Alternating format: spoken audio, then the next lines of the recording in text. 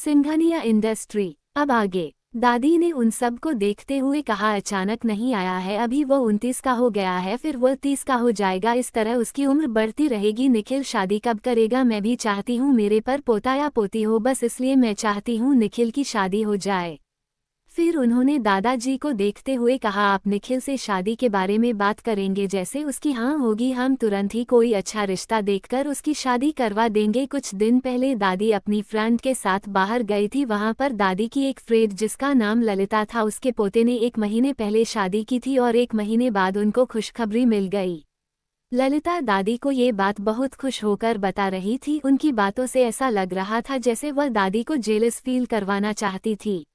जैसे कह रही हो, देखो मेरे पोते की शादी हो गई है, अब मेरे घर में मेरा परपोता या परपोती आने वाला है। दादी उनकी बात कैसे न समझती, इसलिए उन्होंने आज ही बात डाइनिंग टेबल पर कह दी। दीपाली ने दादी से कहा, मैं भी चाहती हूँ निखिल की शादी हो जाए। उनकी बात से सबने सहमति जता दी। दादाजी फिर सबको देखकर बोले, ठीक है, इस बारे में निखिल से बात करूंगा। सब उनकी बात सुनकर खुश हो गए। दादाजी ने दीपाली से पूछा, निखिल कहाँ है? दीपाली पल्लवी ने जवाब दिया, पिताजी निखिल सुबह सुबह मीटिंग के लिए चला गया था। फिर दादाजी ने कहा, तुम सब ने पैकिंग कर ली मुंबई जाने की? अंश और निशा ने कहा, दादाजी हमारी पैकिंग हो गई है। पल्लवी, राजधीर, अशोक और नंदिनी ने कहा, हमारी भी पैकिंग हो गई है पिताजी। उसके बाद दादाजी चुप हो गए और सब अपना लंच एंजॉय करने लगे।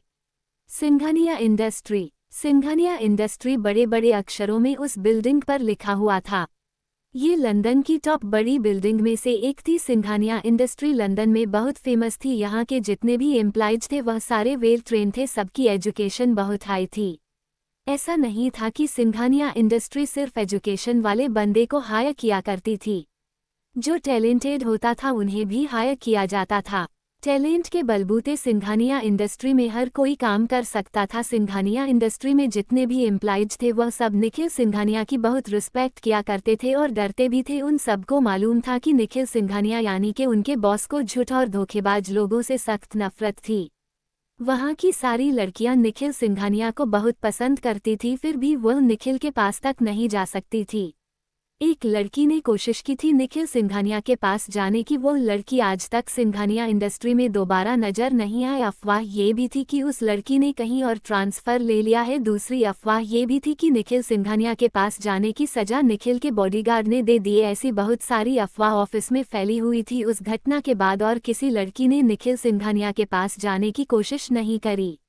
निखिल के ऑफिस में मीटिंग खत्म होने के बाद असिस्टेंट इवान निखिल को कल रात की घटना के बारे में बता रहा था। निखिल ऑफिस की हेड चेयर पर बैठा था, उसके फेस पर कोई भी एक्सप्रेशन नहीं था। असिस्टेंट इवान की बातें सुनने के बाद निखिल का ऑरा बहुत खतरनाक हो गया था। असिस्टेंट इवान को अचानक से उस ऑफिस का तापमान गिरता हुआ महसूस हो रहा था। उसकी पूरी बॉडी में ठंडक पैदा हो गई थी। उसने एक नज़र अपने बॉस को देखा जिसके चेहरे पर कोई भी एक्सप्रेशन नहीं थी, पर असिस्टेंट इवान ये बता सकता था कि उसका बॉस बहुत गुस्से में है। निखिल ने अपनी एक उंगली टेबल पर टैप करते हुए बहुत ही गुस्से से असिस्टेंट इवान से कहा, उन्हें बेसमेंट पर ले जाओ और जब तक मैं वहां नहीं आ जाता तब तक उन्हें टॉर्चर करते रहना। यह एक ऐसी जगह है जहां पर उन लोगों को टॉर्चर किया जाता था जो निखिल सिंघानिया से गद्दारी करता था या उसे धोखा देता था। निखिल सिंघानिया किसी भी बेगुनाह को सजा नहीं देता था। असिस्टेंट इवान ने अपने माथे का पसीना साफ किया और अपने बॉस की बात सुनकर तुरंत बाहर चला गया। वह जानता था कि अगर वह 1 मिनट भी रुका तो उसका बॉस उसे अपनी डरावनी आंखों से घूर घूर कर मार देगा। असिस्टेंट इवान अपने बॉस से बहुत डरता था।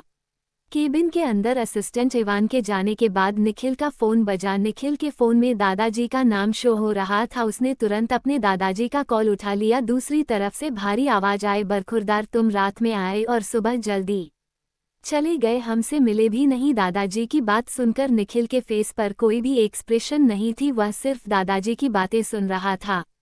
मुझे अच्छा लगा आप सबको मेरी स्टोरी पसंद आ रही है। रीबॉर्न क्यूट डी गर्ल कहानी लिखा है ऑथर फिजा। कहानी पसंद आई हो तो कमेंट में ज़रूर बताना।